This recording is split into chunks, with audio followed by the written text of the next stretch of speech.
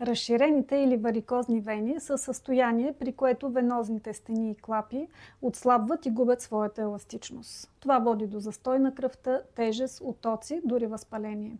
Основни фактори за появата им са продължителното седене или стоене прав, липса на движение или наследствено предразположение.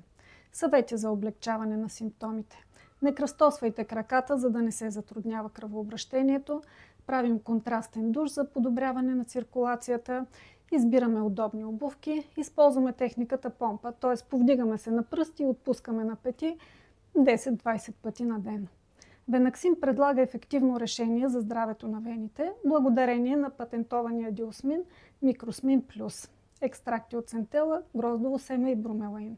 Диосминът укрепва вените, подобрява микроциркулацията и намалява оттока. Центелата укрепва съединителната тъкан и капилярите, докато бромелаинът и гроздовото семе допринасят за противовъзпалителния ефект и подобряват еластичността на кръвоносните съдове. Напишете инфо, за да научите повече.